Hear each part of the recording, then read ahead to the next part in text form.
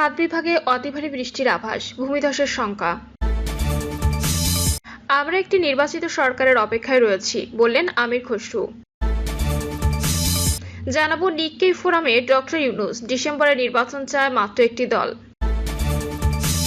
এবং সর্বশেষ জানাবো নিজামী মুজাহিদ দেশের সার্বভৌমত্ব রক্ষায় আত্মত্যাগ করেছেন, বললেন ডক্টর তাহের। শুনছিলেন সংবাদ শিরোনাম, এবারে বিস্তারিত। সাত বিভাগে অতি ভারী বৃষ্টির আভাস, ভূমিধসের শঙ্কা। বাংলাদেশের উপকূলীয় এলাকাগুলোতে গভীর সঞ্চালনশীল মেঘমালার সৃষ্টি হয়েছে, যার ফলে সাতটি বিভাগে শুরু হতে যাচ্ছে টানা ভারী থেকে অতি ভারী বর্ষণ, যা পার্বত্য অঞ্চলে ভূমিধসের ঝুঁকি তৈরি করতে পারে। বিশেষ করে চট্টগ্রাম, সিলেট ও পার্বত্য চট্টগ্রাম অঞ্চলে দুর্যোগের সংখ্যা বেড়েছে। রাতে এক সতর্কবার্তায় আবহাওয়া অধিদপ্তর এ তথ্য জানিয়েছে।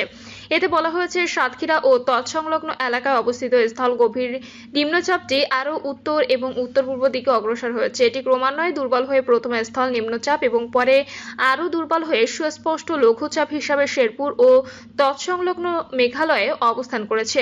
এর প্রভাবে দেশের সাত বিভাগে ভারী থেকে অতি ভারী বৃষ্টির সম্ভাবনা রয়েছে। এতে বলা হয়েছে, আজ সন্ধ্যা 6টা থেকে পরবর্তী 24 ঘন্টায় রংপুর, খুলনা, বরিশাল, ঢাকা, ময়মনসিংহ, চট্টগ্রাম ও সিলেট বিভাগের অনেক জায়গায় ভারী থেকে অতি ভারী বর্ষণ হতে পারে। আর অতি ভারী বর্ষণের কারণে চট্টগ্রাম, রাঙামাটি, খাগড়াছড়ি, বান্দরবান ও কক্সবাজার জেলাগুলোর পাহাড়ি এলাকায় কোথাও কোথাও ভূমিধসের শঙ্কা রয়েছে। সেই সঙ্গে ভারী বৃষ্টির কারণে ঢাকা ও চট্টগ্রাম মহানগরীর কোথাও কোথাও অস্থায়ীভাবে জলাবদ্ধতা তৈরি হতে পারে বলেও জানা হলো। সেই সঙ্গে ভারী বৃষ্টির কারণে ঢাকা ও চট্টগ্রাম মহানগরীর কোথাও কোথাও অস্থায়ীভাবে জলাবদ্ধতা তৈরি হতে পারে বলেও জানানো হয়েছে। আমরা একটি নির্বাচিত সরকারের অপেক্ষায় রয়েছি, বললেন আমির খসরু। বিএনপির স্থায়ী কমিটির সদস্য আমির খসরু মাহমুদ চৌধুরী বলেছেন, দেশের সমস্যার কথা বারবার বিদেশে গিয়ে বলার প্রয়োজন নেই, সমাধান এখানেই করতে হবে, দেশের ভেতরেই করতে হবে। আমির খসরু বলেন, আমরা এখন একটি নির্বাচিত সরকারের অপেক্ষায় রয়েছি। যত দ্রুত সম্ভব জনগণের ভোটে নির্বাচিত সরকার প্রয়োজন। এটা কোনো রাজনৈতিক দলের ব্যাপার নয়, এটা গণতন্ত্র দেশের স্বার্থে প্রয়োজন। বাংলাদেশের মানুষ এখন গণতন্ত্রের প্রত্যাশায় রয়েছে। তিনি আরো বলেন, দেশের সব সমস্যার সমাধান দেশের জনগণের হাতেই। সংস্কার, বিচার, সবকিছুর মূল ভিত্তি জনগণ। সমাধান দেওয়ার দ্বিতীয় কোনো উপায় নেই। জনগণই একমাত্র অস্ত্র। নেতাকর্মীদের প্রতি আহ্বান জানিয়ে আমির খসরু বলেন, দেশনেত্রী খালেদা জিয়া ও শহীদ রাষ্ট্রপতি জিয়াউর রহমানের ভাবনায় একটি সঠিক বাংলাদেশ গড়তে হলে নেতাকর্মীদের ঐক্যবদ্ধ ও গতিশীল হতে হবে। নিজেদের মধ্যে ক্ষুদ্র দ্বিধা দ্বন্দ্ব ভুলে যেতে হবে। যারা এই দ্বিধায় থাকবেন তারা পিছিয়ে পড়বেন। এখন সময় সামনে এগিয়ে যাওয়ার, সময় বড় চিত্র দেখার।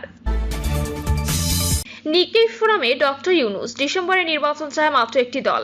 বাংলাদেশের সব দল নয়, মাত্র একটি রাজনৈতিক দল ডিসেম্বরে জাতীয় নির্বাচন চায় বলে দাবি করেছেন প্রধান উপদেষ্টা ডক্টর মোহাম্মদ ইউনূস। টোকিওর ইম্পেরিয়াল হোটেলে 30তম নিক্কেই ফোরাম ফিউচার অফ এশিয়ার উদ্বোধনী অধিবেশনে মূল বক্তব্যে তিনি একথা বলেন। ডক্টর ইউনূস বলেন, আমার কোনো রাজনৈতিক অভিলাষ নেই। নির্বাচিত সরকারের কাছে ক্ষমতা হস্তান্তর করাই আমার প্রধান লক্ষ্য। মানুষের ন্যায় বিচার, সমতা, স্বাধীনতা, মর্যাদা নিশ্চিত এবং গণতন্ত্র মসৃণ রূপান্তরের লক্ষ্যে একটি অবাধ, সুষ্ঠু, বিশ্বাসযোগ্য সাধারণ নির্বাচনের জন্য প্রস্তুতি নিচ্ছে অন্তর্বর্তী সরকার। সংস্কার, বিচার এবং নির্বাচন, এই তিনটি দায়িত্ব অন্তর্বর্তী সরকার পালন করবে জানিয়ে তিনি বলেন, ডিসেম্বরে নির্বাচন হবে কিনা তা নির্ভর করছে সংস্কার কতটুকু সম্পন্ন হয় এর উপর। ডিসেম্বরে নির্বাচন দেওয়া নিয়ে একটি নির্দিষ্ট রাজনৈতিক দলই বলছে, কিন্তু সব দল নয়। ডিসেম্বর থেকে জুনের মধ্যে নির্বাচন করতে সরকার বদ্ধপরিকর। ডিসেম্বরে নির্বাচন করতে গেলে তাড়াহুড়ো করে সংস্কার করতে হবে। ভালো করে সংস্কারের জন্য ডিসেম্বরের পর আরও 6 মাস প্রয়োজন। নির্বাচিত দলের হাতে দায়িত্ব ছেড়ে দিতে চাই। অনেক চড়াই উতরাইয়ের মধ্য দিয়ে ক্ষমতায় আসা এ সরকারের মূল লক্ষ্য দেশের মানুষের আকাঙ্ক্ষা পূরণ করা। উত্তাল বিশ্বে এশিয়া চ্যালেঞ্জ শীর্ষক বক্তব্যে অধ্যাপক ইউনূস আরও বলেন, সমাজের অভ্যন্তরে এমনকি নাগরিক ও প্রতিষ্ঠানের মধ্যে আস্থা হ্রাস পাচ্ছে। বিশ্বক্রমে অস্থির হয়ে উঠছে। তিনি বলেন, আমরা এক গভীর অনিশ্চিত সময় পার করছি। আমরা এমন একটি বিশ্বকে প্রত্যক্ষ করছি যেখানে শান্তি বিনষ্ট হচ্ছে, উত্তেজনা বাড়ছে এবং পারস্পরিক সহযোগিতা সবসময় নিশ্চিত থাকছে না। এশিয়া ও তার বাইরের বিভিন্ন অঞ্চলে সংঘর্ষ শুরু হয়েছে এবং শান্তি দিন দিন অধরা হয়ে উঠছে।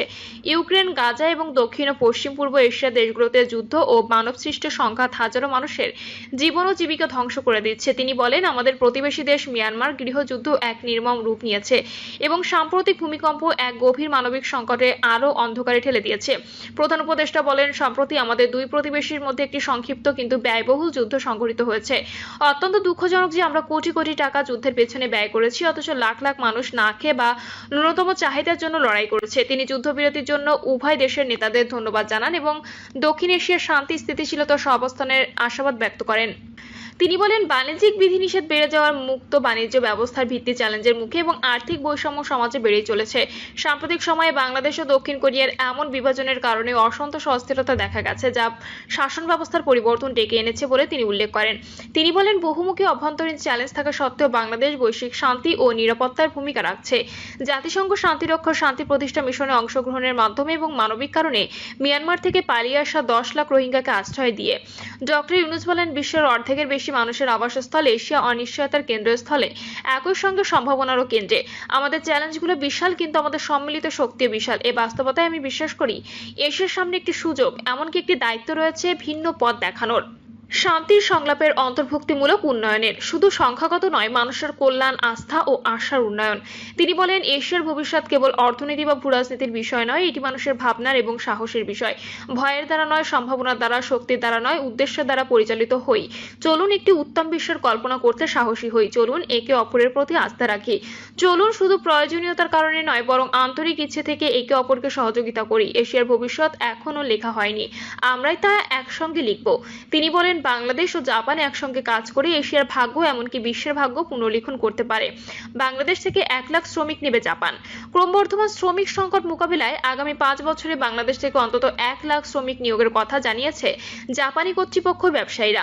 টোকিওতে বাংলাদেশ সেমিনার অফ হিউম্যান রিসোর্সের শীর্ষক এক সেমিনারে প্রধান উপদেষ্টা অধ্যাপক মোহাম্মদ ইউনূস বলেন, জাপানে বাংলাদেশিদের জন্য কর্মসংস্থানের সুযোগ সৃষ্টি করতে অন্তর্বর্তীকালীন সরকার প্রয়োজনীয় সবকিছু করবে। তিনি বলেন, এটি শুধু কাজ করার জন্য নয়, বরং জাপানকে জানারও দ্বার উন্মোচন করবে বাংলাদেশের মানুষের জন্য।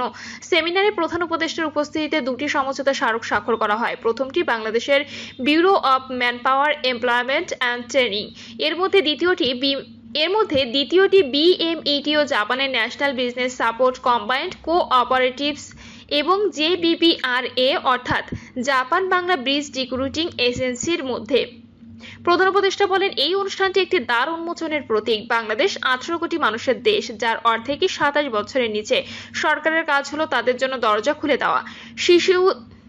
শিজুওকার কর্মপরিবেশন উন্নয়ন সমবায়ের তত্ত্বাবধায়ক সংস্কার প্রতিনিধি পরিচালক মাতসুশিতা বলেন, অনেক জাপানি কোম্পানি বাংলাদেশিদের বিষয়ে আগ্রহ প্রকাশ করছে এবং তিনি বিশ্বাস করেন যে এই ধারা অব্যাহত থাকবে। তিনি বলেন, বাংলাদেশি মেধাবীদের বিশাল সম্ভাবনা রয়েছে, তাদের প্রতিবাদ লালন করা আমাদের দায়িত্ব। NBCC চেয়ারম্যান মিকিও কেশাকায়ামা বলেন, প্রায় 14 বছর আগে অধ্যাপক ইউনূস জাপানে এসেছিলেন এবং ক্ষুদ্র ঋণের মাধ্যমে নারীদের সহায়তার গল্প বলেছিলেন। তিনি বলেন, আমাদের ফেডারেশন তরুণ ও দক্ষ শ্রমিকের জন্য বাংলাদেশকে একটি সম্ভাবনাময় উৎস হিসেবে দেখছে। তারা উভয় দেশের উন্নয়নে অবদান রাখতে পারবে। আগামী 5 বছরে আমরা 1 লাখ বাংলাদেশি শ্রমিককে স্বাগত জানাতে প্রস্তুত। জাপানের স্বাস্থ্য, শ্রম ও কল্যাণ মন্ত্রণালয়ের প্রতিমন্ত্রী নিকি হিরোবুমি বলেন, জাপানে জনসংখ্যা হ্রাস পাচ্ছে এবং সে কারণে বাংলাদেশি শ্রমিকদের সহায়তা প্রয়োজন হবে। এটি শুধু বাংলাদেশের জন্য নয়, জাপান